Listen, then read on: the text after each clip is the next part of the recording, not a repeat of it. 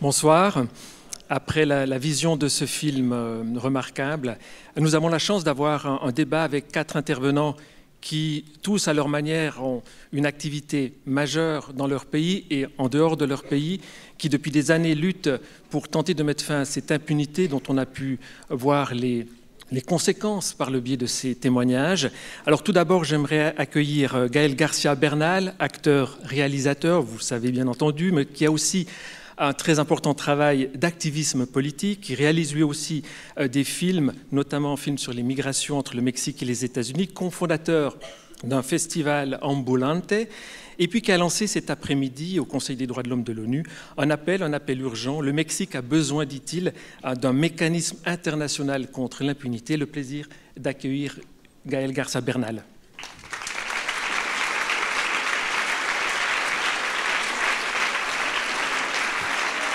Merci.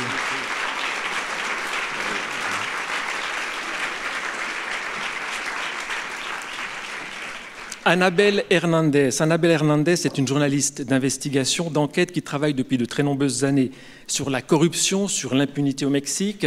Elle a enquêté notamment sur la disparition de 43 étudiants de Iguala. C'est une terrible tragédie, septembre 2014. Auteur également d'un livre sur les narcotrafiquants. Elle vous décrira ces conditions très difficiles de travail au Mexique. Le plaisir d'accueillir Anabel Hernandez.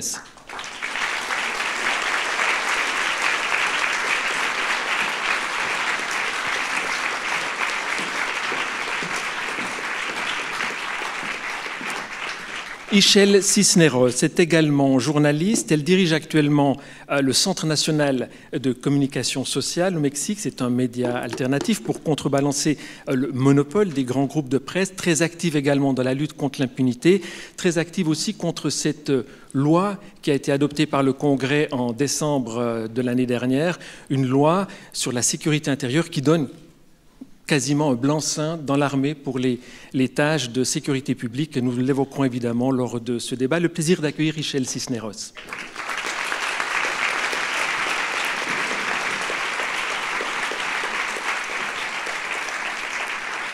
Juan Carlos Sonibulos est lui aussi un défenseur des droits humains. Il travaille avec des populations autochtones depuis une vingtaine d'années. Et pour son travail, il a été harcelé, il a été kidnappé, il a passé des mois en prison, il a été torturé. Vous entendrez son témoignage pendant ce débat. Le plaisir d'accueillir Juan Carlos Sonibulos.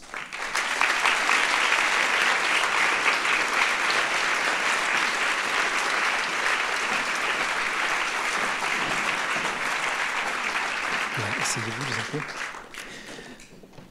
Quelques minutes encore avant le début du débat pour vous présenter une courte vidéo réalisée par la Commission mexicaine de défense et de promotion des droits humains qui, en 3 minutes 30, de manière saisissante, vous donnera énormément d'informations pour cadrer les enjeux, comprendre aussi l'ampleur du problème que doit affronter le Mexique et sa population.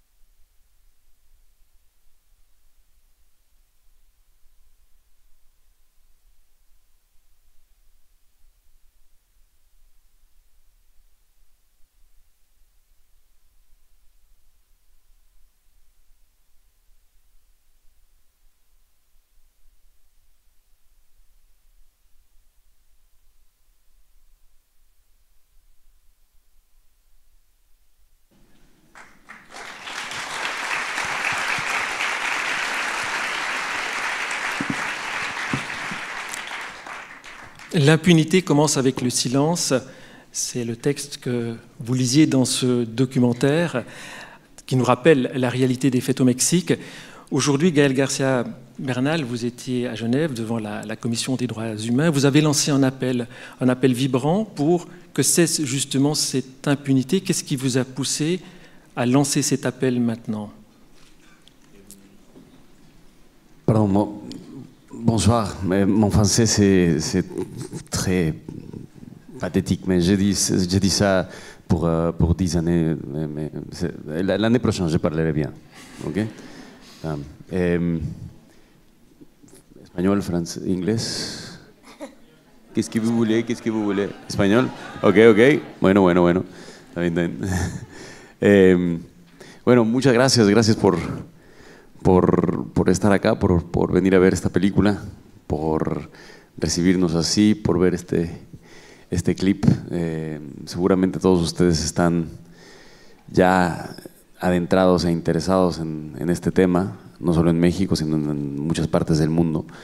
Y siento que a todos los que estamos aquí, a diferentes niveles, de diferente forma, tenemos una misma preocupación, una misma inquietud, que es poder lograr que se haga algo al respecto, algo que realmente ocasione un principio de un proceso de pacificación. Y lo digo con tanto, no sé, como queriendo dimensionar las múltiples posibilidades y los múltiples acercamientos que puede haber hacia esta solución. Creo que todos tenemos algo que decir al respecto, todos vivimos bajo ese miedo, bajo esa necesidad de no tener que lidiar con este dolor todos los días, de no tener que lidiar con este miedo, con esta sensación de que todo sea tan frágil, ¿no? Ya de por sí ya el ser es algo frágil. Vivir de esta forma nos agota de alguna forma, nos hace simplemente sobrevivir y no vivir la vida en la extensión plena de la palabra. Entonces lo que voy a hacer mañana es simplemente una participación, una invitación, una provocación también, quizás, para que los ojos del mundo, bajo esta organización, bajo este tipo de sociedad que armamos, de sociedad mundial que armamos a través de tantos años, pueda incidir, pueda dialogar, pueda lanzar un reflejo, digamos, e intervenir en el mejor de los casos en lo que está pasando en México, en un momento en donde muchas de estas preguntas pueden ser lanzadas y muchas de estas respuestas también pueden ser encontradas, quizás. Es un proceso, muchos sabrán, estamos en un momento donde ya desde hace rato empezó un proceso electoral que es largo y de mucho recorrido, donde mucho de esto está en juego. Y este es el momento ideal para poder hacer eso. Y creo que hoy más que nunca México necesita sentir que el mundo también está viendo lo que está sucediendo, que está pendiente. Y creo que el mundo también necesita que México esté bien, porque nuestro mayor interlocutor quizás o sea, el otro país con el que dialogamos constantemente por una cuestión natural es Estados Unidos. Es el país que ha promovido el hecho de que no existe una sociedad mundial, no existe una organización mundial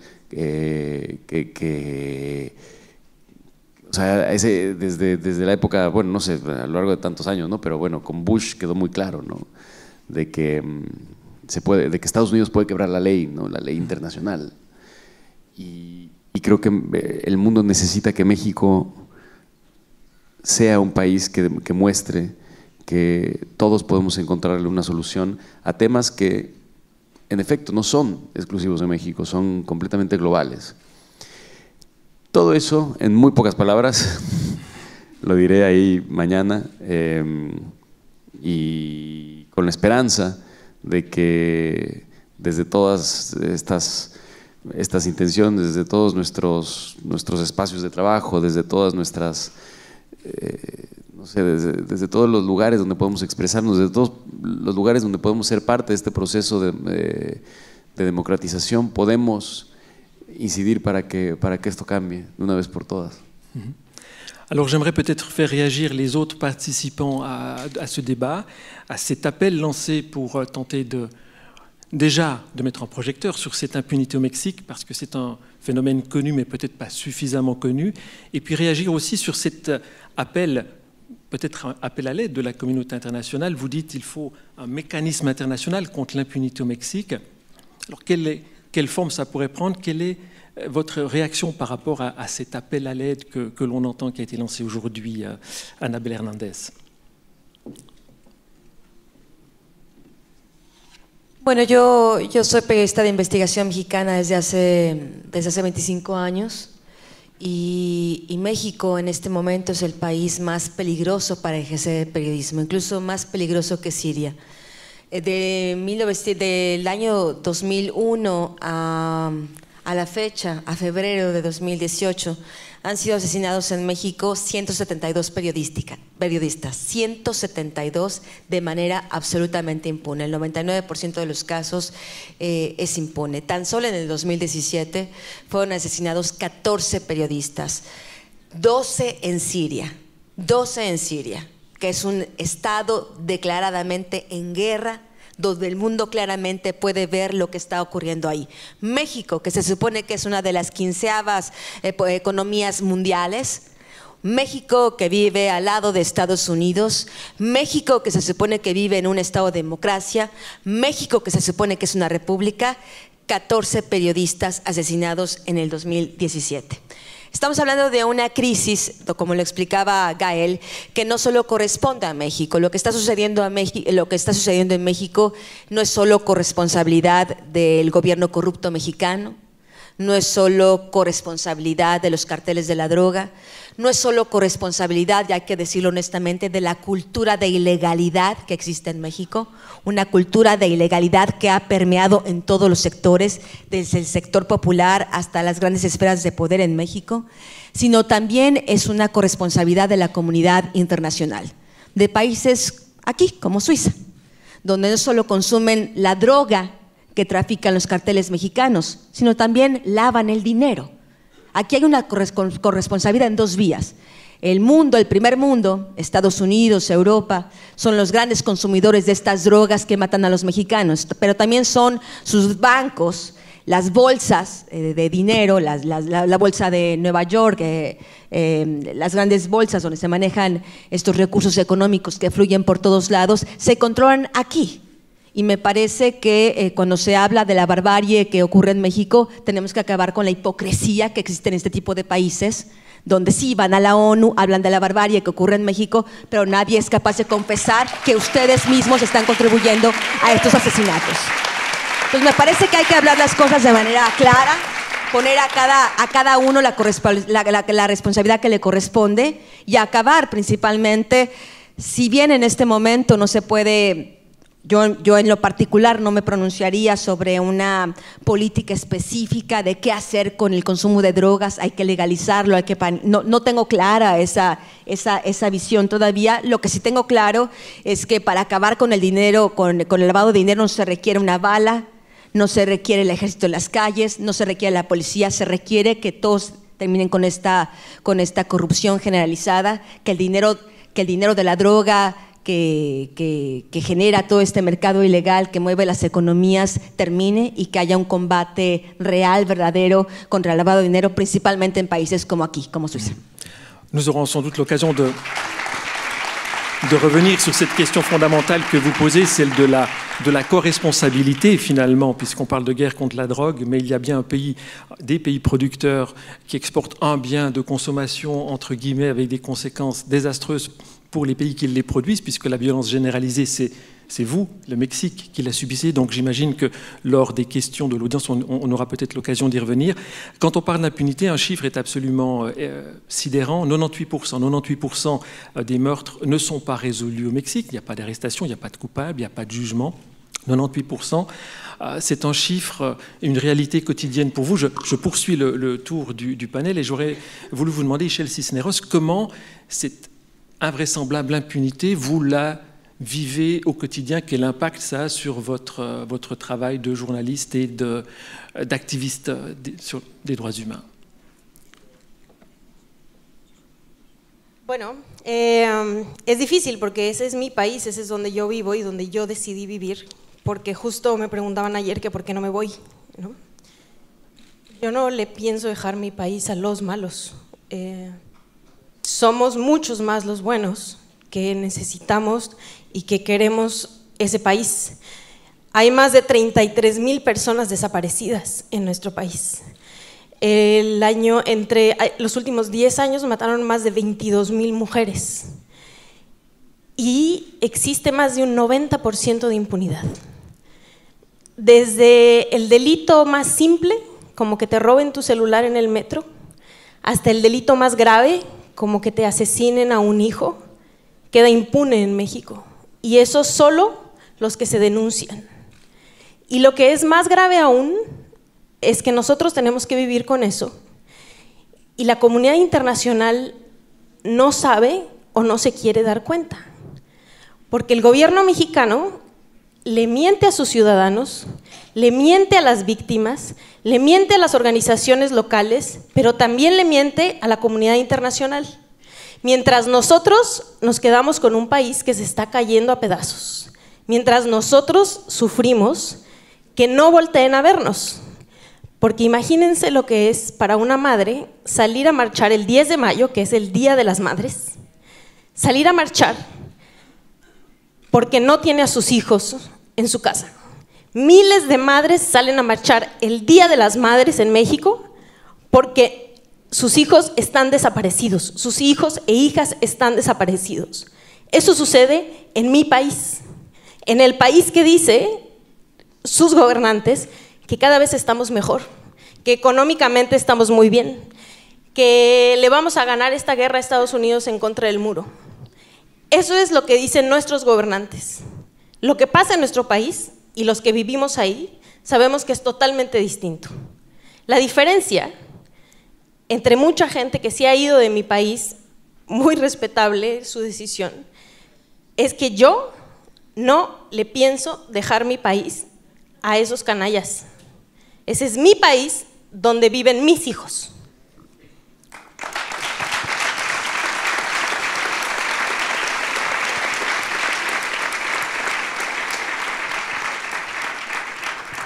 « 98% d'impunité, plus de 30 000 disparus, des cas de torture très nombreux. Et les cas de torture qui sont dénoncés, je lisais un chiffre, plus de 4 000 ont été dénoncés, à peine une dizaine de personnes interpellés, interrogés pour ces cas de torture. Vous-même, Juan Carlos Sonibuenos, vous avez été enlevé, kidnappé, torturé. Comment pouvez-vous vivre avec cette impunité généralisée au Mexique? Bueno, pues verdaderamente es terrible la manera en que vivimos. Yo era maestro rural y defensor de derechos humanos, trabajo con dos comunidades, con dos etnias indígenas, los Tenec y los Náhuatl de la Huasteca Potosina, y hacemos trabajo de defensoría de derechos humanos de manera gratuita. Actualmente vivo como en una prisión. El gobierno mexicano me brinda medidas de seguridad a través del mecanismo para la protección de personas defensoras de derechos humanos y periodistas. Y lo que hicieron, pues circularon toda mi casa, pusieron cámaras, me siento prisionero. Mecanismo donde los tres somos parte. Oui, Anabel, yo y Juan Carlos, los tres somos parte de ese mecanismo que no sirve de nada. Il y a un mécanisme dont vous doutez de l'efficacité, on a eu l'occasion d'en parler auparavant, on y reviendra peut-être avec vos cas personnels. Totalmente,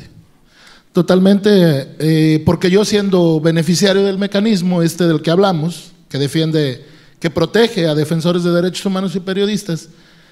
Fui allanado 3 veces en mi domicilio, después allanaron el domicilio de mi madre, los marinos, la Secretaría de Marina de México. El mecanismo me dice que no fueron los marinos, que fueron los delincuentes que se ponen uniformes de los marinos y que no pasaba nada, que ellos me iban a proteger. 5 meses después, a las 4 de la mañana, tumban las puertas de mi casa, entran, nos llevan a todos, nos torturan, nos llevan a una bodega donde nos estuvieron torturando por espacio de 6 horas. Primero nos iban a matar, nos llevan en una terracería, en un camino rural. A uno de mis compañeros lo hincan, le ponen el arma en la cabeza, pero en ese momento uno de los marinos dice, espérate, dice, tenemos que presentarlos porque están llamando. Nos llevan a la ciudad de San Luis Potosí, nos ponen con armas, con drogas, nos hacen presos durante 1 año y 4 meses, porque había un político grande detrás de todo esto. ¿Por qué pasó? Porque nosotros documentamos un caso de la muerte de un juez indígena, donde estaba involucrada la policía y un funcionario del gobierno del estado de San Luis Potosí, y a raíz de esto viene la persecución. Nos hacen presos, nos llevan a una prisión que por cuestiones de tiempo yo no quiero extenderme más, pero también dentro de las prisiones en México hay tortura que el gobierno lo sabe y lo solapa, porque existe un lugar dentro de la prisión de Tepic, te lo puedo decir, que se llama El Encadenado, donde las personas las encadenan de pies y manos. A un compañero lo tuvieron 19 días hasta que se peló totalmente de sus muñecas. Hay otro lugar que le llaman El Acolchonado, donde te desnudan y te meten y ahí te orinas, ahí te haces del baño, ahí no te entra luz, ahí nomás hay un ventiladorcito que te mete aire, y yo puedo decir en qué parte de la prisión está porque yo estuve ahí. Y entonces es terrible lo que estamos viviendo. Aún después de haber obtenido una libertad absolutoria, después de haber comprobado toda la mentira, los marinos siguen en funciones. El funcionario público que nos lo hizo sigue en el gobierno, actualmente es diputado federal y quiere ser gobernador de nuestro estado. Entonces hay una total impunidad. El gobierno tiene todas las evidencias para encarcelarlos porque saben todo lo que pasó, pero no se hace nada en México.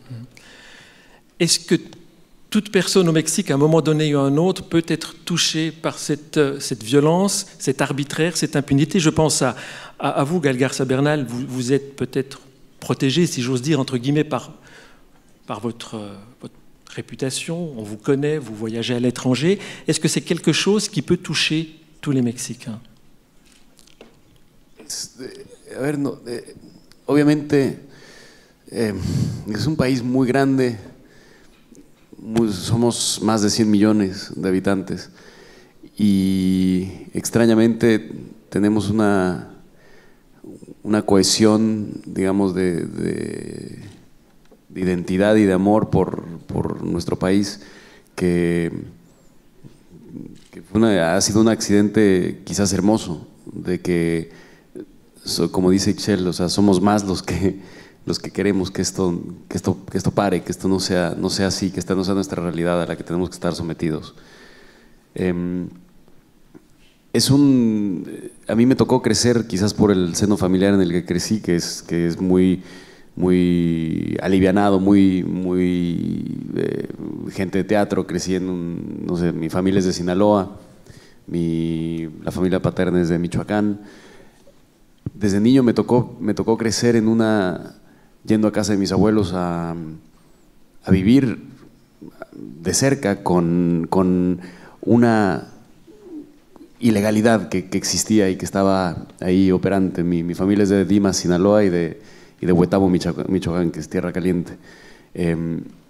Y son 2 lugares donde, digo, o sea, si los mencionas en México, todo el mundo dice, ah. Eso era lo que tenías que explicar para los que no conocen Sinaloa y Michoacán, que es donde el crimen organizado y los asesinatos y homicidios están más altos. Exacto, y cuando yo era niño ya existía esto a un nivel muy abierto incluso, o sea, era aceptado, había una cierta normalidad con esto. Y quizás la diferencia, que también es una diferencia que suena como si estuviéramos permitiendo, solapando ciertas actividades de antes, como antes estábamos mejor, en el sentido de que antes había por lo menos una sensación de que se sabía cómo es que se vivía, ¿no? Y hoy en día ya no se sabe, ya no existe una regla, ¿no? Pero tiene que ver con el hecho también de que hoy en día la sociedad civil está muchísimo más movida y de que sacó a la luz todo lo que ya venía sucediendo de todos modos a un nivel quizás incluso peor. Porque también no hay que decir que antes estaban bien las cosas, o sea, esto es la cultura de la ilegalidad, de la impunidad como mecanismo de mantener un status quo es algo que viene existiendo desde hace muchos siglos incluso.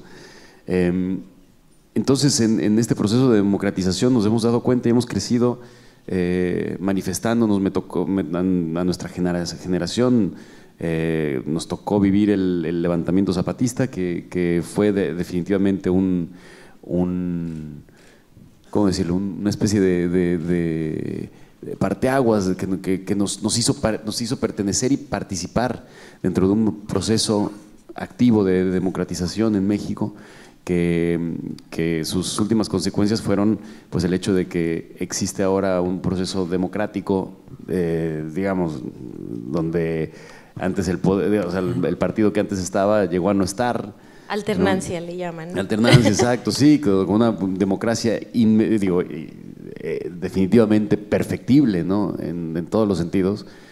Y creo que eso nos dio a todos la sensación de sentir que estamos en juego, también estamos en el juego de las cosas, pero evidentemente no hay que banalizar también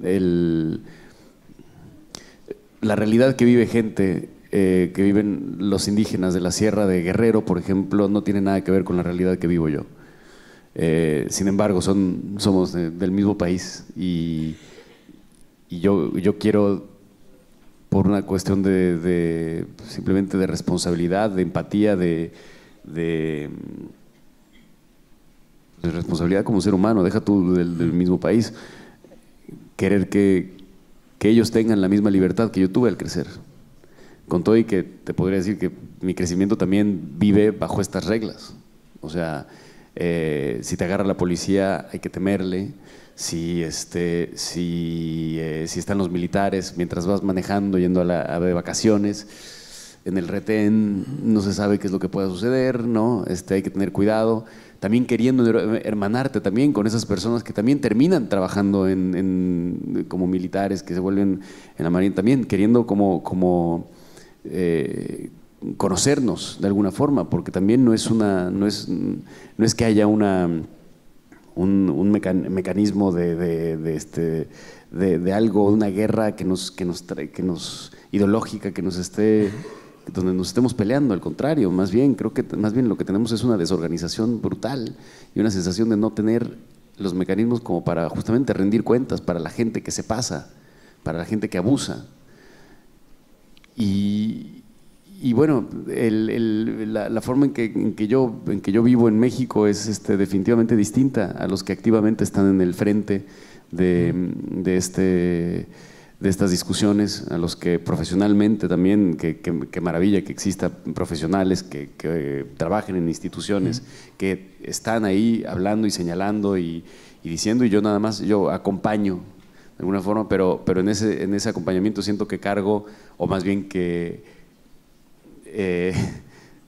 suena un poco presuntuoso quizás, pero trato de ser ese representante también de todas las personas, de todos los demás mexicanos que no somos profesionales del asunto, pero que tenemos una voz también y que queremos estar cerca de todo esto que está sucediendo. Queremos estar cerca porque justamente si lo hacemos entre todos es como va a jalar. No nada más dejarlo a que la política se haga por sí sola, tenemos que ser todos partícipes de todo esto. Sí. Ce qui est frappant à vous entendre, c'est le constat de faillite d'à peu près toutes les institutions mexicaines, la police, l'armée qui n'est pas dans son rôle ou qui outrepasse son rôle, les partis politiques qui finalement n'ont pas de rôle majeur pour tenter de stopper cette impunité. Il y a un système de protection, on en a parlé, un système de protection des personnes en danger. Vous-même, vous êtes sous protection, évidemment, Anabel Hernandez. Vous faites confiance, vous arrivez à faire confiance aux personnes qui sont censées vous protéger? Bueno, para poder responder eso tendría que explicar que lo que se vive en México desde hace muchas décadas es un sistema de simulación. Me parece que el Estado mexicano ha aprendido a lo largo de muchos años a simular la democracia, a simular el combate contra las drogas, que en realidad no existe, porque solo existe la protección a algunos carteles de la droga y a otros se les combate, a la protección, a simular la protección a periodistas, a defensores de derechos humanos, pero la verdad es que esto no existe. Como comentaba, desde 2001 a febrero de 2018 han sido asesinados 172 periodistas. Cuando el homicidio de periodistas comenzó a aumentar, la comunidad internacional al menos no fue indiferente ante este punto y empezó a exigir al gobierno de México algún tipo de protección a periodistas y defensores de derechos humanos. En el gobierno de Vicente Fox fue cuando se creó esta Fiscalía Especial para proteger a los periodistas y después se amplió a la protección de defensores de derechos humanos. Esta Fiscalía se creó en el gobierno de Vicente Fox, existió durante el gobierno de Felipe Calderón y permanece hasta ahora en el gobierno de Enrique Peña Nieto. Esta Fiscalía ha sido incapaz, número uno, de meter a la cárcel a el 99% de los responsables de estos homicidios de periodistas. Solo hablo de los homicidios de periodistas, que es en este sentido el tema que mejor conozco. Ha sido incapaz de meter a la cárcel a los asesinos, pero ha sido incapaz también de frenar la violencia contra los periodistas y defensores de derechos humanos. ¿Por qué? ¿Porque son estúpidos? ¿Por qué? ¿Porque no saben cómo se defiende a un periodista, a un defensor de derechos humanos? No, porque es el gobierno el principal agresor contra los derechos humanos en México. No solo contra los periodistas, no solo contra los defensores de derechos humanos, de manera generalizada. No solo son los carteles de la droga, sino el gobierno de México quienes propician, quienes violan los derechos humanos de los ciudadanos. No puede haber una solución en México por parte del gobierno mexicano, porque el gobierno mexicano es parte del problema. Jamás va a ser parte de la solución hasta este momento, mientras seas parte fundamental del problema. No me siento protegida por el gobierno de México, evidentemente, porque, repito, es una simulación. Lo mismo que le ha sucedido a él, me ha sucedido a mí y le ha sucedido a muchos que se supone que estamos bajo la protección del mecanismo. El mecanismo solo es una manera de empeorar la situación de quien se supone es protegido. Las mayores agresiones que yo, mi familia, atentados contra mí, contra mi familia, personas armadas en mi casa, han ocurrido bajo la supuesta protección del Estado mexicano. Pero lo que hemos aprendido algunos periodistas y algunos defensores de derechos humanos es que si no entras en este juego perverso del gobierno, porque la gente preguntará de manera lógica, ¿y por qué si no confías en el gobierno de México estás en el mecanismo? Porque es la única manera de hacer corresponsable al gobierno de México de esto. Eso le salvó la vida al compañero. Si él no hubiera estado en el mecanismo, la Marina acaba con él y el gobierno hubiera dicho era un narcotraficante. No era cierto que era un defensor de derechos humanos. Él en realidad era un narcotraficante. Entonces, lo que hemos aprendido es a jugar un poco este juego del gato y el ratón. Yo sé que tu gobierno me quieres matar. Me pongo públicamente en tus manos, me pongo públicamente bajo tu protección, porque así no va a haber la menor duda de que si yo muero mañana, si me matan mañana, fuiste tú. No podrás inventar otra historia. Para concluir esto, ¿por qué existe este mecanismo perverso y por qué a veces uno termina en los brazos de quien te quiere asesinar? Es porque los periodistas y defensores de derechos humanos que no han aceptado entrar al mecanismo, finalmente son asesinados. Un ejemplo brutal es el periodista fotógrafo de la revista Proceso, un colega, Rubén Espinosa, que fue asesinado en la Ciudad de México en 2014. Fue brutalmente golpeado, torturado y después asesinado. Cuando ocurrió esta noticia, cuando se supo lo que había sucedido, el gobierno de México, en vez de investigar, en vez de dar una explicación, lo que dijo: nosotros le habíamos ofrecido protección a Rubén Espinosa, le habíamos ofrecido entrar al mecanismo de protección, no quiso entrar y por eso lo mataron. Entonces, uno aprende un poco a jugar este juego del gato y el ratón, esperando cuándo te va a llegar la hora, porque porque habría que decirlo que en México solo se puede vivir de esta manera, esperando cuándo va a ser el último día. Et c'est un constat que vous partagez, cette absence totale de sentiment de protection des autorités qui devraient vous protéger, qui devraient faire en sorte qu'une forme de loi soit respectée, que des coupables soient jugés, c'est un constat que vous partagez. Totalmente, y volviendo a tu pregunta que le hacías a Gael, vimos en la película una persona que lo detuvo una policía en la calle y terminó torturada con el miedo de que lo pudieran matar. Entonces, esto le puede pasar a cualquier mexicano, ¿no? O sea, no es como que alguien esté a salvo.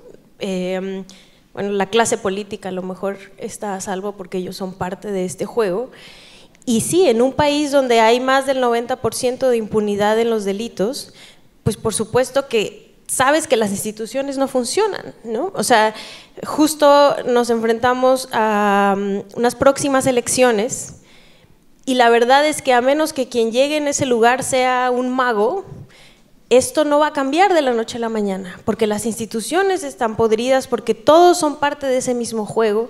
Entonces, justo una de tus primeras preguntas era sobre el apoyo internacional y existe una iniciativa de justo eso, un apoyo real internacional de gente especialista que vaya a México a acabar con la impunidad y a decirle a nuestro gobierno cómo se tiene que trabajar, porque no saben hacer su trabajo o no quieren hacer su trabajo, porque les conviene mucho más llevar agua a su molino, como decimos, y solo ver para ellos, y su familia, y entonces justo esta opción que muchas organizaciones y muchas personas están empujando de voltéenos a ver, ya ha sucedido en otros países como Guatemala, ayúdenos a acabar con esto porque nuestras instituciones no funcionan. Quizás, perdóname, para añadir un poquito lo que está diciendo Ixchel, porque justo ahí es donde está, creo que parte de las múltiples claves, ¿no? Para acelerar, para descubrir nuevas formas de hacer las cosas, porque también no se trata nada más de que vengan y muestren cómo tiene que ser. Justamente lo que está pasando en México ahora es que es un caldero importante donde se puede hacer o reinventar la forma. Y eso es algo que hay que aprovechar como mundo, como especie humana. Es, de verdad, hay algo positivo en el sentido de que si logramos visibilizar estas cosas a tal forma que se vuelva una petición de primer plano, la cosa ahora en las elecciones puede cambiar drásticamente, radicalmente, e incluso mejorar otras prácticas que se han hecho en diferentes países. Os digo, hay que ser, pero un poco de optimista quizás, pero siento que si no soy optimista, entonces mejor nos vamos y nos tomamos un café, ¿no? No sé, como que no puedo no serlo cuando hablo de estas cosas, porque pienso que es el momento adecuado, es el momento donde la humanidad está en un proceso en donde podemos justamente hacer este tipo de cosas, y México es uno de los grandes marcos o teatros donde esto está sucediendo y donde podemos realmente cambiar las cosas, porque existe muchísimas organizaciones, existe muchísima gente que quiere cambiarlo, que existe una necesidad de visibilizar todas estas cosas, existe una necesidad también de profesionalizar y de digamos, de parar de golpe ciertas prácticas que nos han mantenido sometidos durante muchos años. J'aimerais vous entendre sur le rôle de la société civile. Alors vous êtes évidemment les 4 représentants actifs, engagés de cette société civile mexicaine. Est-ce que vous avez l'impression d'être des personnes isolées, soutenues de quelle manière, si c'est le cas? Peut-être votre réflexion, votre témoignage, Juan Carlos. Precisamente por eso estamos aquí, porque queremos el apoyo internacional. Creo que México lo necesita, porque no se puede ser juez y parte. Si es el mismo gobierno quien está violando los derechos humanos, ¿cómo van a ellos mismos a enjuiciar a las personas que están involucradas en todo esto? Para que tengan un poco más amplio el panorama. En mi caso, hostigamiento ha habido para toda mi familia. A uno de mis sobrinos le pusieron toques eléctricos en los testículos hasta dejarlo estéril, le quemaron sus testículos.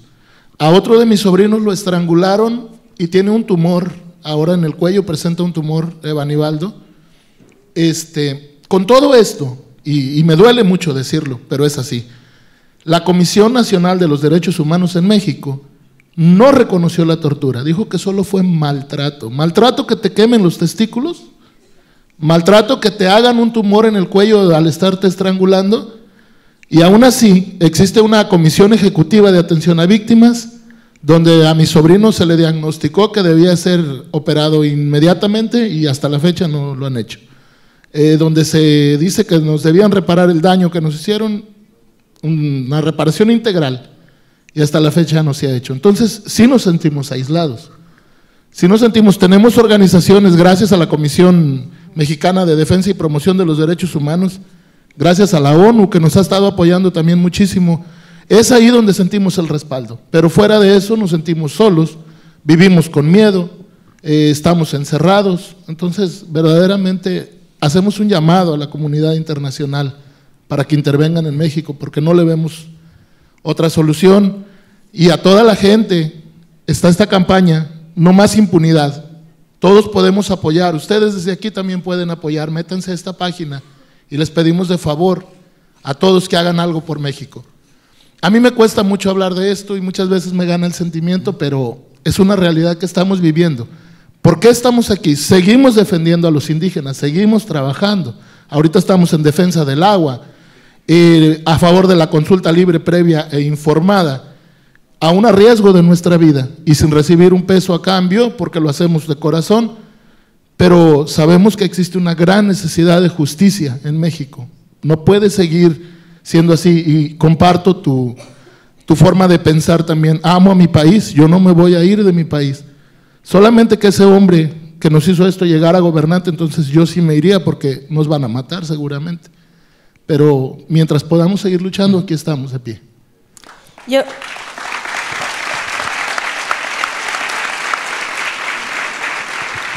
nada más quería agregar que sí creo que, como bien dice Gael, la mentalidad de muchos mexicanos ha cambiado. O sea, sí es un momento en el que podemos impulsar algo distinto. Hay mucha gente que está saliendo a las calles, hay mucha gente que está exigiendo por las víctimas, aunque no sea un conocido, un pariente directo. Y creo que a eso es a lo que tenemos que apelar, ¿no? A toda esa gente que está despertando.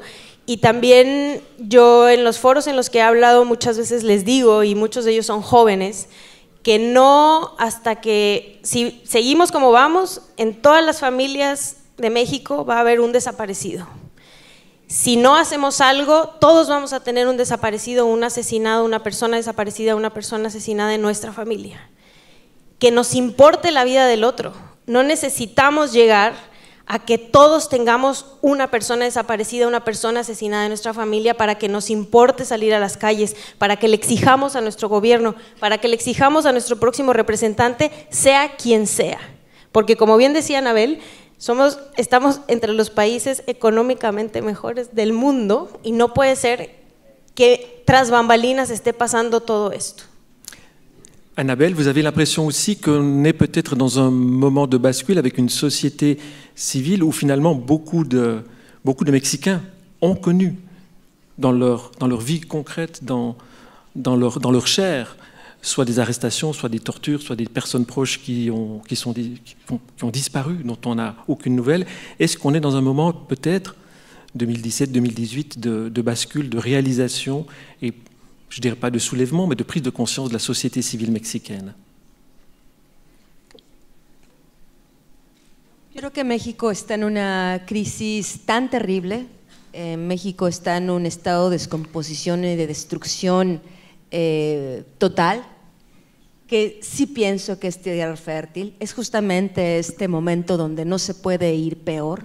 Es justamente este momento donde ya muchas familias no tienen nada que perder, donde hay una oportunidad. Yo sí pienso que en la mayor crisis siempre hay una oportunidad. El problema es que hay que entenderlo, están estas nuevas elecciones presidenciales, hay un candidato de izquierda que va a la cabeza de las preferencias electorales. Veamos si en esta ocasión las instituciones electorales respetan el voto de los mexicanos.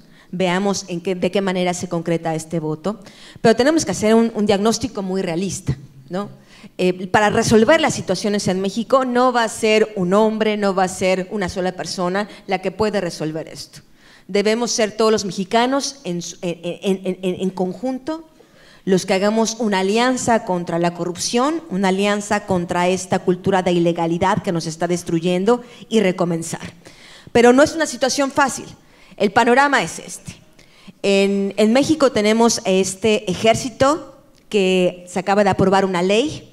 Es una norma ya constitucional donde se permite que el ejército esté en las calles patrullando, donde se le ha dado una carta blanca al ejército prácticamente para asesinar, para desaparecer y para cometer todas las atrocidades que ilegalmente han cometido, pero que ahora legalmente podrán cometer abiertamente. C'est la loi sur la sécurité intérieure qui a été votée donc par le Congrès en décembre. Y perdón, nada más, es una pregunta bien honesta, pero no estaba todavía en un momento en que se podía como revertir. Ya fue aprobada. O sea, fue está aprobada. la Suprema Corte de Justicia. Está ahorita en un recurso de apelación, de inconformidad ante la Suprema Corte de Justicia, pero ya está aprobada. O sea, hay varias acciones de inconstitucionalidad porque es una ley, como bien decía Anabel, que le permite al ejército hacer funciones de seguridad pública, lo cual va en contra de todos los estándares internacionales. Es la Ley de Seguridad Interior, así se llamó.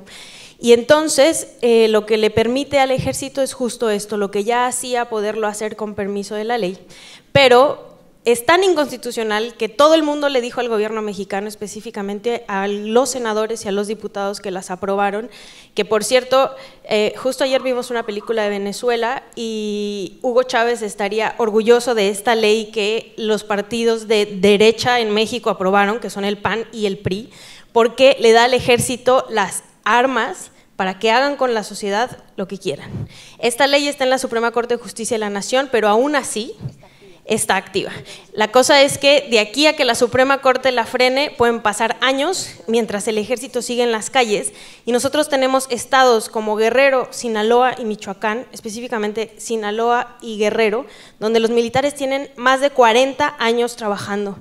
Y no ha funcionado, porque los índices de inseguridad, de asesinatos y de desapariciones han ido en aumento. Entonces, esta estrategia de seguridad no funcionaba, de inicio no funcionaba, y el gobierno mexicano insistió en sacarla, y es la primera vez en la historia, y esto es súper grave, que se permite hacer política al ejército, porque esta ley vino del ejército, el ejército exigió esta ley, y nuestros políticos la hicieron, o bueno, con ayuda del ejército la hicieron y la pasaron, y ahora estamos con el ejército en las calles con una carta blanca, como bien dice Anabel. He ahí la razón de mi playera, que es seguridad sin guerra, que es justo eso lo que pedimos los mexicanos, security, pero sin los militares en las calles. Y justamente el jefe del ejército en México, el general Cienfuegos, lo reconocía ante los medios de comunicación, que ellos no están capacitados para la seguridad interior del país. Él lo reconocía. Aún así, tristemente, la ley fue aprobada. Nosotros fuimos al Senado a protestar contra esta ley, pero tristemente fue aprobada. Para que la gente tenga un poco más claro, dice que el ejército tiene facultad de disolver manifestaciones agresivas, medianamente agresivas, y aún las no agresivas, tiene facultad el ejército para intervenir. Donc le choix d'une militarisation de la sécurité publique, 50 000 militaires déjà en action dans le pays, un choix, vous l'avez dit, qui n'a pas eu de résultat dans les régions où ce choix avait été testé pendant de nombreuses années. Pourquoi, comment expliquez-vous cette course en avant, cette poursuite d'une militarisation à outrance des problèmes de sécurité publique au Mexique? Gaël ou Anabel? Bueno, si no yo puedo decir, porque justo esta fue la gota que derramó el vaso de verdad con nuestro país, porque solo faltó una carta del Papa que le dijera al gobierno mexicano que era mala idea. Todo el mundo le mandó una carta. La ONU, varios gobiernos europeos, las mismas organizaciones mexicanas, internacionales, y aún así la aprobaron. La cuestión acá es que le debían esta ley al ejército, porque hace 10 años el gobierno mexicano decidió sacar a las calles al ejército y entonces se le salió de control y el ejército empezó a exigir esta ley para seguir en las calles. Y nuestro problema es tal que ahorita no podemos inmediatamente regresarlos a los cuarteles porque no hay nadie que se encargue de la seguridad. Pero con esta ley nunca habla de cómo replegarlos, al contrario, habla de cómo seguirlos llevando por más y más años a todo el país, cuando no solo no ha funcionado esta estrategia de seguridad, sino que hay cifras de cómo el ejército viola, y la Marina, no solo el ejército, viola los derechos humanos de las personas. Vimos en la película un policía federal y un soldado que acepta todo lo que hacen. Nosotros tenemos casos de militares torturados por militares. O sea, es tanta la aberración y tanta cómo se ha vuelto una locura lo que sucede en México con la seguridad, que ahora nosotros, bueno, nosotros no, los senadores de nuestro país y los diputados de nuestro país aceptaron darle esta ley al ejército. Para esto, yo creo que es necesario explicar un poco el contexto de por qué. ¿Por qué Felipe Calderón sacó al ejército a las calles y por qué Enrique Peña Nieto ha tenido que concederle efectivamente al ejército esta ley? Felipe Calderón decidió sacar al ejército a las calles cuando él es ungido, cuando él toma posesión como presidente de la República el 1 de diciembre de 2006, después de un proceso electoral absolutamente irregular, después de un fraude electoral donde la gente estaba saliendo a las calles a protestar, donde el candidato de izquierda, Andrés Manuel López Obrador, contaba con el respaldo ciudadano, donde la gente estaba a punto de romper ese sistema de corrupción, de decir, esta vez no lo vamos a soportar. Es en ese contexto que Felipe Calderón saca al ejército a las calles con el pretexto de la guerra contra el narcotráfico, pero en realidad no solo tenía una intención de supuestamente combatir a los carteles, sino era un mensaje político a la sociedad de la intimidación de ver a los tanques del ejército por todas las calles y carreteras de México. Después arriba Enrique Peña Nieto tras otro fraude electoral, donde incluso se pudo comprobar que dinero de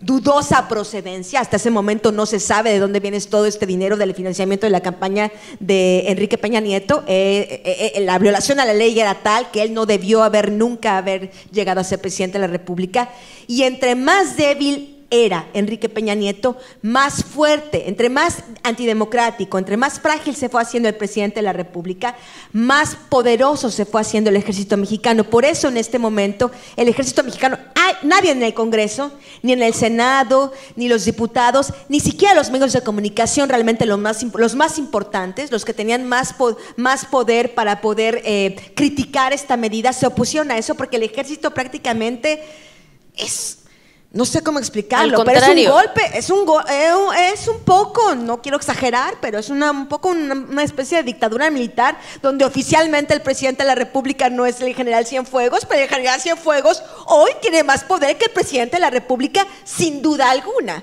Ante este panorama venimos ante unas próximas elecciones donde, si la gente protesta por un nuevo fraude electoral, si esto se consuma, si esto ocurre, la gente sale a protestar, va a ser el ejército el que va a llegar a reprimir esta situación. O sea, esta ley no solo es en el contexto de este debilitamiento de Enrique Peña Nieto, sino es unos meses previo a las elecciones presidenciales, pensando el gobierno, si algo aquí sale mal, si algo se me sale de control, si la sociedad protesta por un potencial fraude electoral, tengo al ejército ya totalmente legalizado para salir y reprimir a esta situación. Entonces, lo que está pasando, aunque parece de pronto totalmente fuera de contexto, todo está absolutamente conectado y forma parte de este sistema de poder, de este grupo de políticos, de empresarios en México, que aún con este caos, aún con estas muertes, aún con estos desaparecidos, siguen llenándose los bolsillos de dinero. No por nada, uno de los hombres más ricos del mundo es mexicano. Porque aún en la barbarie hay quienes siguen ganando dinero con este caos. Y este grupo de poder, este grupo de políticos, este sistema de México que se niega a morir, ahora va a agarrarse del ejército mexicano y de otros instrumentos para no dejar el poder. ¿Qué va a hacer la sociedad mexicana? Me parece que es ahí donde está la gran oportunidad. Sí, el panorama no se ve prometedor, pero como decía Itzel, somos mucho más los que creemos que hay mucho que hacer por México que los corruptos. Y es ahí donde está esta batalla, no solo intelectual, están las batallas del voto, está la batalla de la participación ciudadana, está la batalla de no quedarse en silencio, está la batalla de denunciar. Aquí quisiera un poquito ahondar. Tienes toda la razón, Anabel. Y debemos de también ver que el ejército y la marina no actúan por voluntad propia. Los militares son disciplinados y ellos reciben órdenes. Y tras cada violación a los derechos humanos que hay un político detrás que está dando la orden. Y yo lo digo por experiencia propia, porque cuando a mí me tenían los marinos, yo miré a la cara a un marino que traía aquí tapado y le digo, señor, ¿por qué nos hacen esto? ¿Por qué? ¿No se supone que son ustedes quienes nos deben de cuidar? ¿No se supone que son ustedes quienes juraron lealtad a la patria de este país? ¿Por qué nos hacen esto? Mi madre también se los preguntó en una ocasión. Y el señor se le llenaron los ojos de lágrimas y me dijo, nosotros recibimos órdenes, pero usted no se preocupe, me dijo, todo esto está torcido y usted va a salir. Pero a este hombre se le llenaron sus ojos de lágrimas. Entonces, detrás de cada violación a los derechos humanos cometida por el ejército o por la marina están los políticos mexicanos. Y a lo mejor lo que estoy diciendo aquí me va a costar la vida, tal vez, pero yo no quiero que esto siga pasando en México, por eso tengo el valor de venir y decirlo aquí. Seguramente habrá gente del gobierno mexicano infiltrada, tal vez en esta sala, y el día de mañana o hoy mismo se sabe en México todo lo que nosotros estamos hablando aquí. Y esto podría costarme la vida a mí o a mi familia, pero nosotros no queremos este México que tenemos ahora, queremos que esto cambie. Por eso estamos aquí.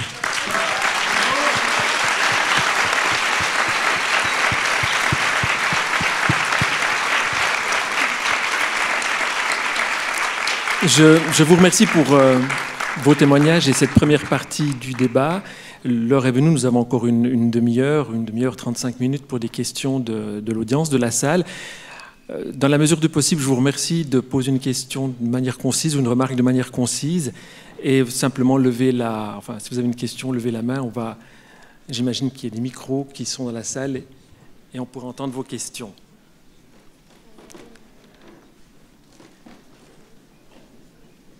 Oui, d'accord.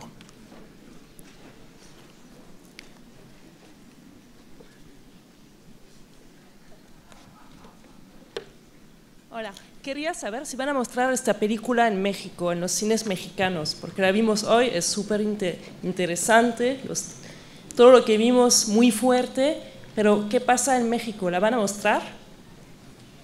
Es una película que ya se estrenó en México, de hecho creo que el estreno en México oficial fue en Ambulante, que es un festival muy bonito, que tienen que ir a métanse ambulante.org, pero también se estrenó en Morelia, en Morelia, no sé bien los tiempos, perdón, estoy como... Pero también en el Senado la pusieron afuera del Senado cuando la Ley de Seguridad Interior estaba siendo votada. Y va a salir en los cines, es un documental, no olvidemos, tampoco pensemos que, o sea, los documentales son así visitados por masas.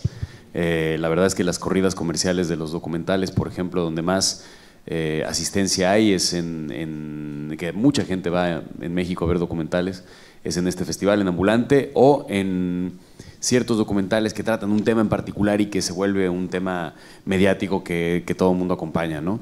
Pero sí, es una gran película. Everardo tiene una gran trayectoria, ha hecho muchas películas muy buenas y entre él y Tatiana Hueso, por ejemplo, están haciendo estos documentales que están teniendo mucha incidencia para estas discusiones, para todo este tipo para abrir el campo también de la discusión. Lo maravilloso del documental es eso, que elimina el discurso único, que alberga las ambigüedades también de todos los temas que convoca y que hace que, por ejemplo, una situación así también no solo sea por, digamos, la ley de seguridad interior, no solo se dé por algo que se debe, por algo que tienen que le deben al gobierno, digo, a los militares, que hay muchos otros factores que están ahí en camino que tienen que ver también con la falta de popularidad de los gobernantes actuales, también con la falta de posibilidad de ellos maniobrar un mecanismo para hablar cohesivamente de una regularización y una legalización de las drogas,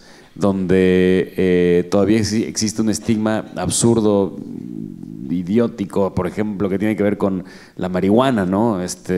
Con ciertas cosas que todavía no se pueden discutir de una forma, digamos, más tranquila. Ahorita en México es un momento fértil donde películas como estas ayudan a que esta discusión se dé de una forma mucho más tranquila también.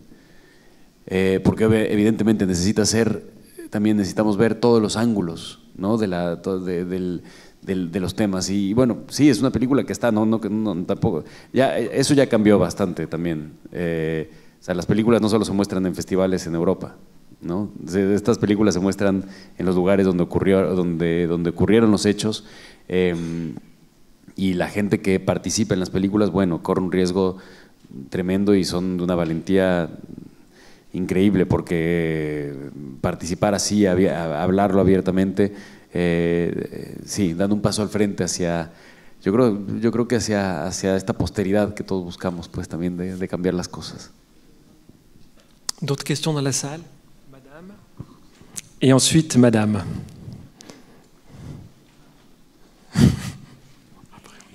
Bonsoir, je viens de l'Uruguay. La situation de la sécurité, moi je suis d'origine brésilienne, à ce moment il y a l'armée aussi au Brésil qu'on a autorisé, et puis ça rejoint ce que dit madame et vous tous, au moment qu'on autorise l'armée, l'état de droit c'est fini. Donc au Mexique, presque vous dites, n'a jamais existé l'état de droit. Donc Zapata et Pancho Villa sont morts et bien morts. Il n'y a jamais eu un épanouissement de la révolution. Par rapport à ce qu'elle dit, par exemple, au Mexique, je vois qu'on diabolise beaucoup le Venezuela. Donc ils sont están equivocados, porque Venezuela defiende su soberanía, no es una dictadura militar. Si los militares estaban con el presidente, lo obedecían al presidente electo, que también era un militar y por suerte reconocen la república y las leyes republicanas. Cuando dicen en México durante esta campaña que México no va a ser Venezuela con Morena, es estúpido, porque Venezuela es un país soberano. No tienen que diabolizar Venezuela, tienen que verse México desde adentro, porque la situación mexicana es mucho más grave que la de Venezuela, solo que visa a Estados Unidos que quiere el petróleo de Venezuela. Entonces tienen que comenzar por ahí, de no diabolizar Venezuela, sino ver los logros de la revolución bolivariana, es decir, la soberanía de nuestros países. ¿Qué es lo que piensan ustedes de la soberanía, ya que están a la sombra de los Estados Unidos desde siempre? Que les cedieron toda la California. Pour permettre aussi à d'autres personnes de poser des questions, on va laisser réagir. ¿Qué es lo que piensan de su Estado, que no es un Estado de derecho? Merci. Pues no es un Estado de derecho, al grado de que el gobierno mexicano pagó $80 millones para comprar un malware que espiaba a periodistas y a personas defensores. Gastó nuestro dinero para invadir la vida de los periodistas y las personas defensoras para saber qué estaban haciendo. Y esa investigación no ha pasado nada. O sea, hay claramente un caso donde el gobierno mexicano estuvo involucrado en espiar a periodistas y a personas defensoras y fue expuesto y está la denuncia puesta y no pasa nada. Eso es lo que sucede en nuestro país. Así es, el Estado de Derecho no existe. Con lo que decía Anabel de este mecanismo para protección de periodistas y defensores de derechos humanos, a mí también, no sé cuál sea la perspectiva de ustedes, pero me parece que es algo de espionaje, porque nos dan un dispositivo tipo un teléfono celular que es un botón de pánico para cuando tenemos una situación de peligro, pero esa cosa tiene un micrófono que se abre en el momento que ellos quieren y pueden estarnos escuchando todo lo que nosotros estamos hablando, aún en familia y en casa. Entonces, a mí esto me ha traído muchísimas dudas, a tan así que hay veces cuando voy a hablar temas que son candentes, mi botón de pánico lo hago para allá, porque yo sé que con esa cosa también nos están escuchando, también nos estamos siendo espiados. Hay espionaje, sí, entonces... Le risque d'être espionné est très grand et le risque, enfin, la chance d'être protégé est relativement faible. C'est un des paradoxes de ce système. Une question, madame?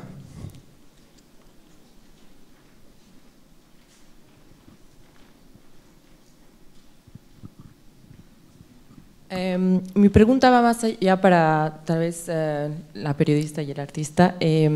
Sabemos que en México la industria de la televisión es muy importante y quería saber cómo se sienten ustedes como periodista, como artista, de ver que, bueno, Televisa, siendo la empresa más grande en México, está muy relacionada con el gobierno, y qué oportunidades existen en este ámbito para crear más conciencia, para traerme tal vez más soluciones al problema, no solo relacionado con los carteles, con la droga, pero con todo este tema de la impunidad.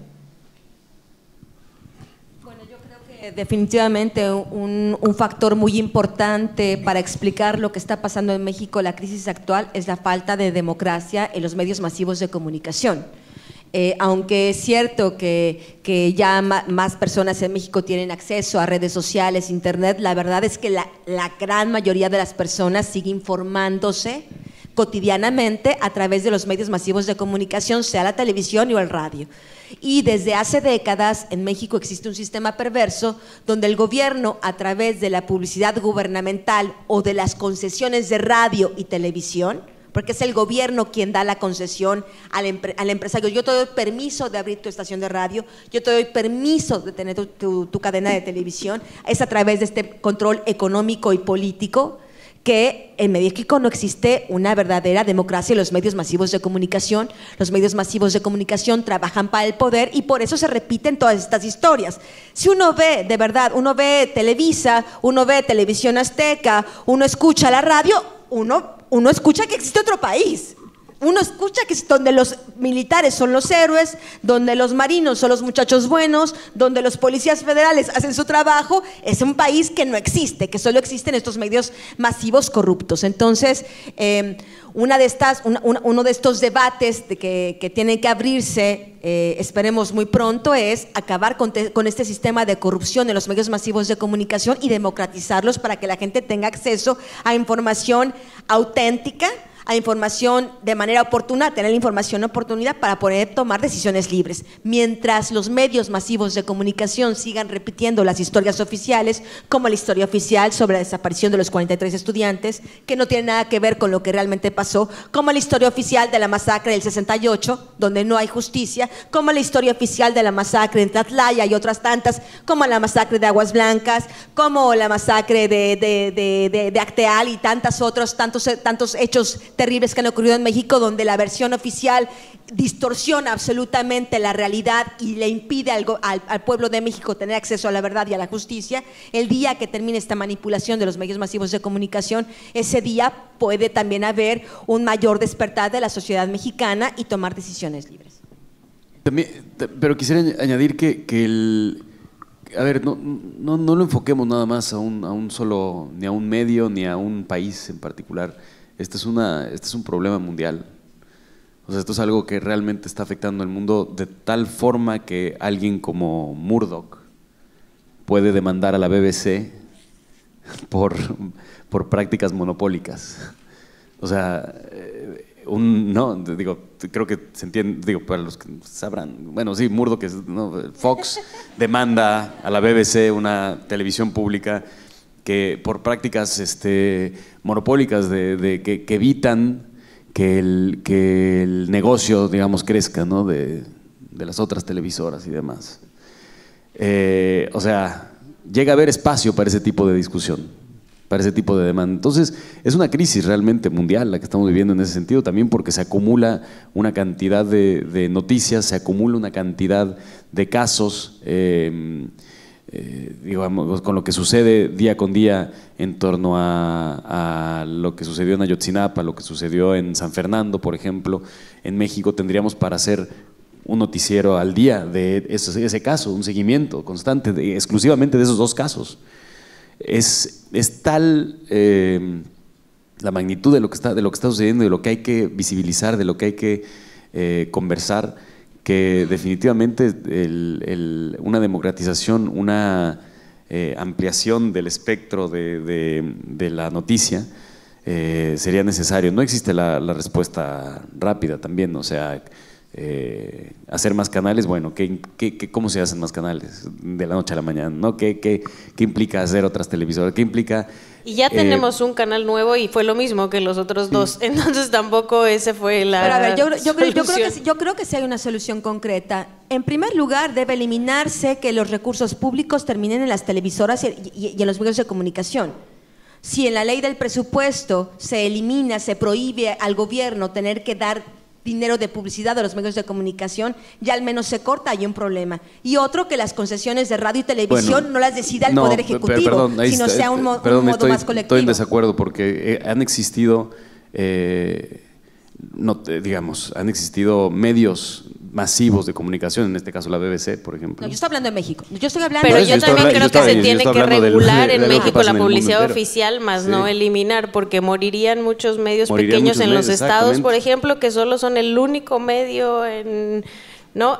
Y la onda es que sí y justo esta es en la discusión en la que estamos ahorita, porque se está pidiendo la regulación de la publicidad oficial que el gobierno mexicano paga a los medios de comunicación, porque ahorita sirve como una moneda de cambio, porque no hay una ley como tal. Pero también está esta otra postura, que es que si el gobierno deja de pagar publicidad oficial, muchos medios que hacen bien su trabajo también se verían afectados. ¿Por qué no legalizar, hacer una ley y democratizar este dinero que se da? Como un buen ejemplo es la BBC en Inglaterra. D'autres questions, madame, devant? Et après, derrière. Hein? ¿Qué tal? Buenas noches y gracias. Mi pregunta, como bien lo dijo la periodista Hernández, el problema no son solamente los políticos y los militares, el problema también está con todos los empresarios y aquella gente que se hace de mucho dinero con todo este sistema. Entonces, me gustaría saber cómo se pueden movilizar los diferentes sectores de la sociedad, los estudiantes, los trabajadores, las madres que se quedan en la casa, todos estos grupos que son unas fuerzas increíbles para justamente poder sacarlas a la calle, pero no sufrir justamente, ya que aparentemente ahora los militares pueden deshacer cualquier manifestación, pero movilizar efectivamente para que puedan reapropiarse no solamente del poder del gobierno, pero reapropiarse de la seguridad, del relato, de los medios y de todo eso. ¿Cuáles son los métodos más efectivos, creen ustedes? Empezando, creo que tenemos que ser empáticos, ¿no? Porque como lo decía hace rato, si no te importa lo que le está pasando al otro, no sales ni a las calles, ¿no? Y también, por ejemplo, hay elecciones y no vas a votar y dejas en manos del otro las decisiones político-electorales y sociales del país. Y tampoco les exiges, ya que ganan, aunque haya ganado con el que tú no estabas de acuerdo, no le exiges que haga su trabajo. Te quedas como, ganó otra vez el PRI. Y hasta ahí nos quedamos. Y la cuestión es que, como bien decían, somos muchos más los que podríamos presionarlos con esto. Y en la cuestión del empresariado, tendrían que empezar a hacer su trabajo y seguir el dinero del lavado de dinero y de cómo los empresarios y políticos están involucrados en el crimen organizado. Y he ahí la razón de por qué esta maraña no se resuelve, porque todos están metidos ahí. Y en torno a la presión, en torno a las manifestaciones, en torno a las huelgas que tienen que haber, en torno a los movimientos que tienen que existir. Utilizar un ejemplo muy claro que es lo que pasa en Estados Unidos, que además ahí tendríamos nosotros como mexicanos unos interlocutores que debemos de entablar muchísimos más puentes con todos los mexicanos o descendientes de mexicanos que viven en Estados Unidos, que realmente estamos completamente incomunicados, completamente como si al cruzar la frontera directamente se cortó todo tipo de vínculo con México, que no sea de otra forma, que no sea cultural.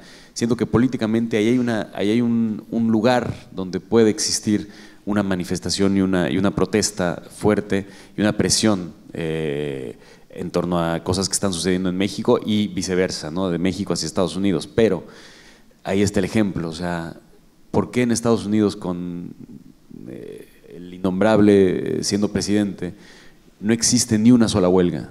Ni una sola, en lo absoluto. No existe ninguna movilización realmente, porque la gente está completamente aterrada. Está completamente aterrada de perder el trabajo, y si pierden el trabajo pierden la salud. Si pierden digamos, lo que está en juego es quizás es de los lugares donde creo que la sociedad tiene más en juego si es que se mueve un poco del discurso oficial. Si es que se sale un poco del discurso oficial es donde más pueden perder ciertas cosas. Y creo que ese es un ejemplo de decir algo que quizás está pasando en México también.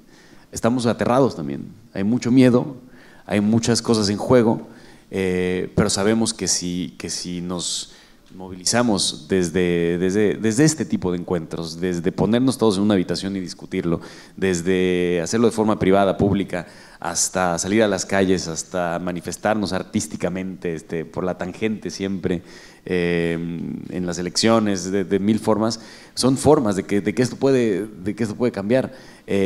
Me cuesta, o sea, no te puedo decir, y me encantaría tener una respuesta clara, ¿sabes? De decir qué es lo que mejor funciona en este momento. Siento que todo, absolutamente todo.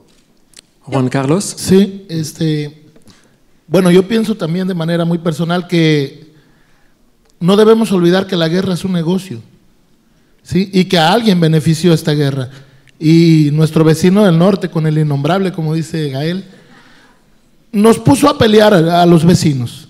Al vecino lo puso a pelear, pero a los dos les vende armas, a la delincuencia y al ejército, ellos mismos los abastecen de armas. Y benefició también porque el tráfico de ilegales, de migrantes, ¿no? Ahora la gente tiene más miedo a la delincuencia organizada en México que a que te agarre migración, porque migración te agarraba y te regresaba. Pero ahora si te agarran los grupos de la delincuencia organizada te matan. Y hay que ver también que esto se volvió terreno fértil, porque no siempre es la delincuencia organizada. Por ejemplo, en el caso de mi municipio, en los últimos 3 meses han asesinado aproximadamente a 8 personas y es el mismo modus operandi. Llegan, se lo llevan y amanece quemado ahí en la carretera, un cañal.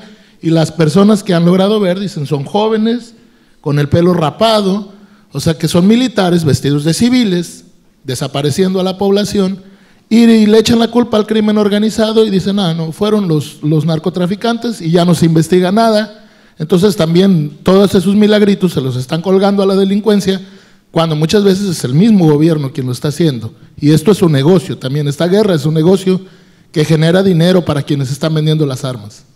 Peut-être encore une question dans la salle, monsieur derrière, et ensuite ici. Buenas noches. Justamente, Juan Carlos, quiero hablar de esto. Yo soy colombiana y en Colombia también ha pasado esta misma situación. En Colombia nosotros lo llamamos los falsos positivos. Eran, por ejemplo, campesinos que fueron cogidos por la fuerza pública, amanecían muertos y después decían, no, eran criminales o pertenecían a la guerrilla, FARC, ELN, etc. Mi pregunta va dirigida a, bueno, nosotros ahora tenemos procesos de paz. Mi pregunta va dirigida a la justicia. ¿Qué tipo de justicia ustedes visionan para México? ¿Es que ustedes piensan que de pronto es posible? Durante el documental vimos la pregunta que le hacían a las personas era, ¿puedes perdonar? ¿Sientes compasión por los que te hicieron esto? Solo una mamá fue la que dijo, yo perdonaría a los que hicieron esto. ¿Es que ustedes piensan que podría existir una justicia diferente? No la justicia tradicional que tenemos. Bueno, en Colombia decimos justicia transicional. No sé en México. Gracias. Merci pour la question. Yo creo que un tema que no aborda el documental, que hubiera sido necesario, sobre todo para un público internacional, abordar, es justamente este tema de la impunidad. Cuando hay impunidad, es imposible la reconciliación y el perdón. Si tú te das cuenta y vuelves a ver el documental, la madre, esta madre que pudo encontrar los cuerpos de sus hijos y cuyos asesinos aparentemente están en la cárcel, es la que es capaz de dimensionar de una u otra manera el perdón, porque vio los cuerpos de sus hijos y porque vio a los asesinos. Las otras víctimas no pueden perdonar ni olvidar porque los asesinos siguen libres y porque sus familiares siguen desaparecidos. No hay manera de que haya una reconciliación en México si no pasa por un proceso de justicia primero legal. Que los responsables y quienes protegen a los responsables de estos delitos vayan a la cárcel. No se puede hablar de una reconciliación si no existe primero un proceso de justicia. Hace 2 años yo participé aquí en un panel similar y estuvo aquí Roberto Scarpinato, que es un procurador antimafia italiano, y él proponía, él lanzaba una propuesta que me parece que puede ser una propuesta posible. No conozco yo de derecho internacional, pero yo estuve consultando con algunos expertos y hablaban de que es una propuesta posible, que es crear un tribunal internacional de justicia, al menos para los casos de violaciones graves a derechos humanos en México. Dado que el sistema actual está totalmente colapsado, la Procuraduría General de la República depende del Poder Ejecutivo, la Suprema Corte depende de una u otra manera del Poder Ejecutivo, la Comisión Nacional de Derechos Humanos depende del Poder Ejecutivo. No hay realmente un poder independiente en México o un juez o un magistrado que pueda llamar a cuentas a todos estos criminales, sean miembros de los carteles de la droga o miembros del Estado mexicano. Por eso se proponía por eso se lanzaba esta propuesta de crear una especie de tribunal internacional donde al menos los casos más graves de violaciones a derechos humanos sean procesados por este tribunal y empiece a haber un movimiento de la justicia, empiece a desempolvarse todos estos casos de impunidad y podamos algún día llegar a un tipo de reconciliación. Pero ¿quién va a perdonar si no aún no encuentra a su madre? ¿Quién va a perdonar si los marinos que te torturaron o los policías que te violaron siguen libres en las calles? Es imposible. Solo puede haber perdón cuando hay un proceso de justicia y la gente responsable está en la cárcel. Michelle. Y justo es eso, o sea, ahorita muchas organizaciones y muchos ciudadanos están impulsando esta comisión internacional porque sabemos que está fuera de nuestras manos. Y además hay un quiebre ahorita en México, no solo con lo de la Ley de Seguridad Interior, sino que tenemos una estructura de una nueva fiscalía, donde se buscaría un fiscal general con un perfil distinto, que la fiscalía sea autónoma, pero justo todos los días tenemos que luchar porque realmente sea un fiscal general, porque realmente haya una fiscalía autónoma y no nada más hagan como que trabajan y simulen que tenemos un nuevo fiscal que realmente es amigo de todos los otros, que tenemos una fiscalía que es exactamente igual que la otra, y entonces existe otro movimiento que se llama Fiscalía que Sirva, porque estamos exigiendo eso, pero tenemos un movimiento que exige la fiscalía y también tenemos un movimiento que está en contra de la Ley de Seguridad Interior y también tenemos un movimiento de desaparecidos y también tenemos miles de personas asesinadas y justo ese es el problema, que tenemos de todo, ¿no? Y estamos todos tratando de parar el golpe porque ya no podemos. Por eso la gente está tan acostumbrada a la violencia. Pues porque si te mataron a 23,000 personas el año pasado, pues si te aparece un muerto más, es un muerto más. Une question, monsieur demandait la parole tout à l'heure. Voilà.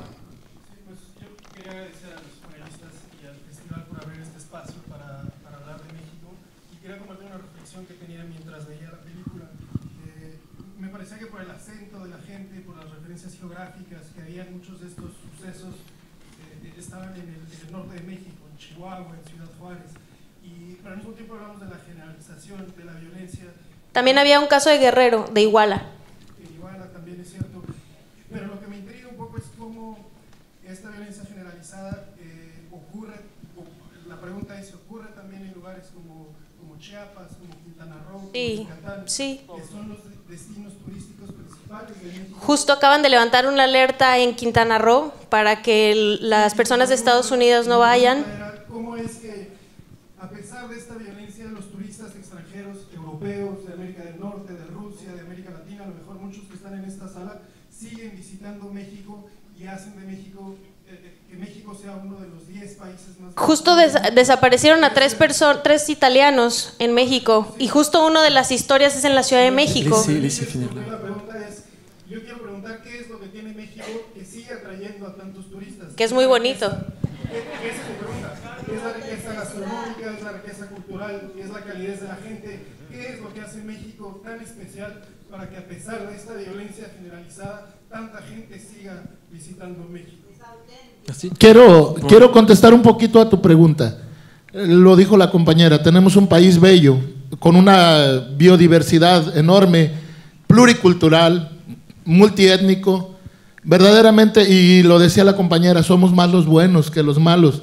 Y entonces eso hace tan atractivo, a pesar de todo lo que estamos viviendo, que los turistas nos sigan visitando. Con respecto a la pregunta que hacía la otra compañera, yo soy médico tradicional. En mi comunidad hago mucho trabajo espiritual con los indígenas. Yo desde mi corazón, yo ya perdoné a quienes me hicieron esto, a quienes nos hicieron esto, porque se lo hicieron a toda mi familia. Pero sí exijo justicia, porque ellos andan en la calle y siguen delinquiendo, y quién sabe a cuántos más no le estén haciendo lo mismo que nos hicieron a nosotros. Entonces yo sí los quiero ver en la cárcel. Desde mi punto espiritual, desde mi corazón los perdono, pero no deben andar sueltos. Esa gente debe de estar en la prisión. Ahí, perdón, nada más para... Es una de las cosas que quizás ambas preguntas, la de la justicia, qué bueno que van de la mano, ¿no? Una fue, y luego siguió la otra de por qué sigue viviendo gente en México, casi se podría decir, ¿no? Porque a mí me toca mucho fuera de México tener que explicar México, y a veces explicarlo en una sola respuesta, ¿no? Desgraciadamente así también funciona todo la era en que vivimos, de las respuestas, ¿sabes?, encajonadas, rápidas, de a ver, define qué es lo que está sucediendo, tal, no sé. Y es complicado, ¿no? Porque es una discusión que es larga, es un país heterogéneo, completamente disímil, a la vez, como comenzamos esta discusión, bueno, comencé diciendo, es un país que extrañamente también se quiere mucho a sí mismo, y que hay gente que va y que les pica un bichito que los hace volver y volver y volver a México, porque es un lugar donde creo está mucho en juego las cosas importantes de la humanidad. Es un lugar donde podemos encontrar muchas soluciones, y donde podemos reinventar un montón de cosas, un montón de caminos que ya fueron probados, que no funcionaron. Y creo que la forma fácil a veces es que o sea, México se volvió a la par, ¿no? México a la par de Brasil hace 10 años, por ejemplo. Brasil era el país de las buenas noticias y México el de las malas noticias, ¿no?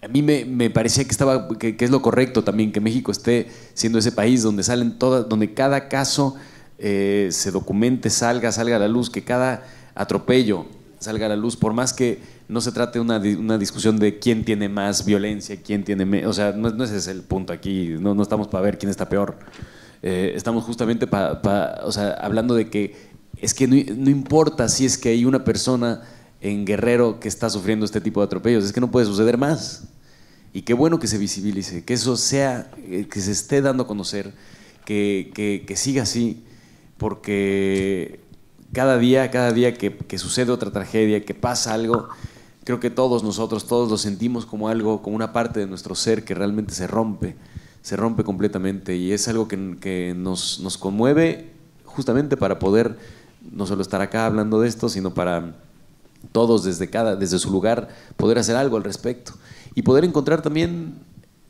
hacer preguntas abiertas también en torno a la violencia, en torno a todo el tipo en torno al estado de las cosas. ¿Qué justicia queremos justamente? Bueno, ¿cuál es la justicia de los hombres que hoy en día puede darnos esa paz, ¿no? Que puede reconciliar de alguna forma, o que puede volver a reencontrarnos? ¿Qué tipo son preguntas que por más que haya soluciones, o digamos métodos o más bien direcciones bastante cortas y directas, pues, perdón por la redundancia,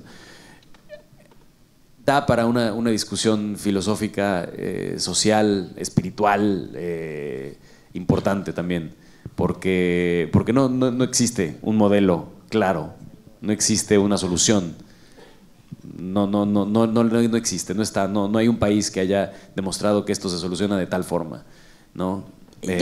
Nada más, perdón, Très courte réaction et une dernière question ensuite dans la salle. No lo escuché, pero un segundo. Justo esa pregunta es la versión del Estado mexicano, que son en zonas donde está la violencia. Los Cabos, en Baja California, donde van muchos turistas, es ahorita uno de los lugares más violentos en México. En Cancún, Quintana Roo, acaban de levantar ahorita, explotó un barco y encontraron otro barco que tenía una bomba. Esto está pasando en todo el país. Y además, si no pasara en todo el país, como dice Gael, no tenemos por qué dejar solos a la gente de Guerrero que tiene 40 años muriéndose. Dernière question, parce que l'heure avance. Monsieur.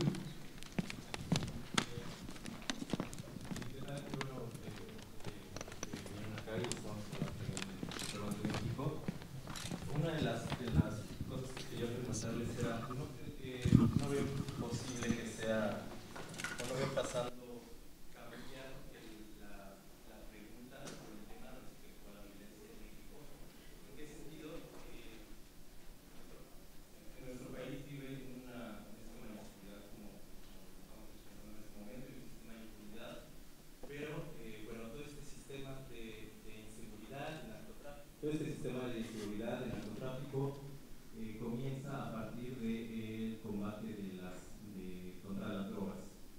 Este combate contra las drogas, como decías, tiene beneficiarios, tiene personas que se benefician de la guerra, y pues por más que nosotros queramos expresarlos, yo desde este punto de vista, ustedes desde allá, no se puede pedir tampoco a una persona que se pare y pida una justicia directa por ese miedo que tenemos, no por ese miedo que probablemente unos podamos sentir desde un lado y otros puedan sentir desde el otro. Entonces, si se cambiara la pregunta a ¿por qué no tratar el tema directamente en el caso del narcotráfico, de las drogas? Empezar a preguntar qué función tiene esto dentro de un sistema, en el caso mexicano, y preguntarse la historia que ha tenido el narcótico como tal dentro de la historia mexicana, porque de muchísimos años atrás México se ha caracterizado principalmente por el producto de la marihuana y bueno, después ya con el avance de la medicina y demás. Merci pour la question. Est-ce que vous voulez répondre?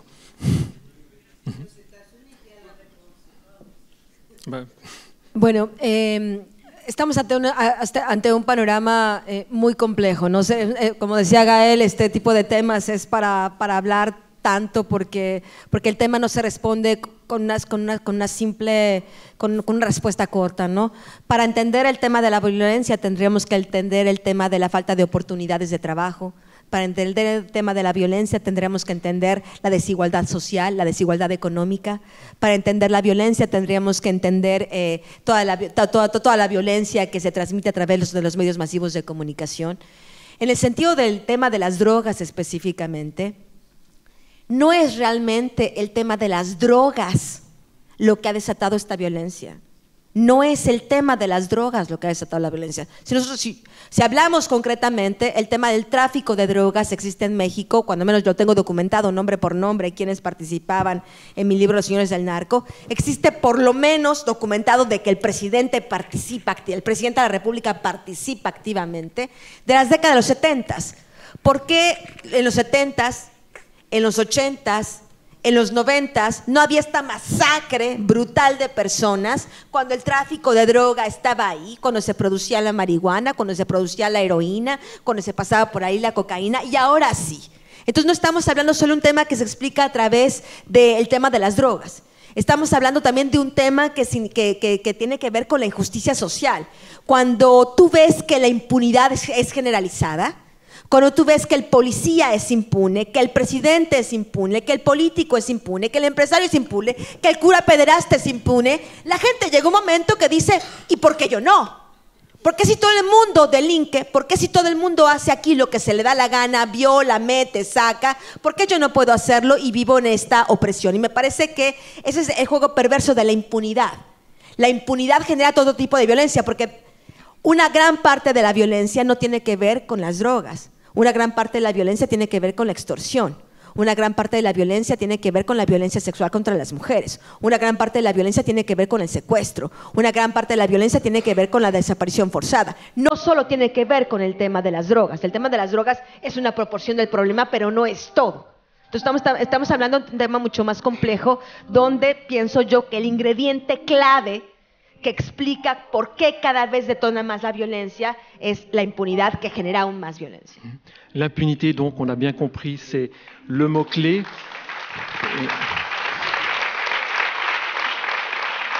Je remercie avec vous, je remercie le panel. No solo tiene que ver con el tema de las drogas. El tema de las drogas no solo tiene que ver con el tema de las drogas. El tema de las drogas es una proporción del problema, pero no es todo.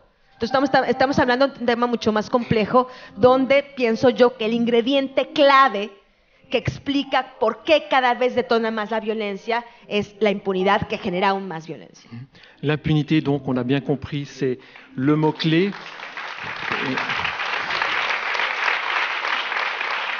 Je remercie avec vous, je remercie le panel, les personnes qui sont venues partager leur point de vue. No solo tiene que ver con el tema de las drogas. El tema de las drogas es una proporción del problema, pero no es todo. Entonces estamos hablando de un tema mucho más complejo, donde pienso yo que el ingrediente clave que explica por qué cada vez detona más la violencia es la impunidad que genera aún más violencia. L'impunité, donc, on a bien compris, c'est le mot-clé.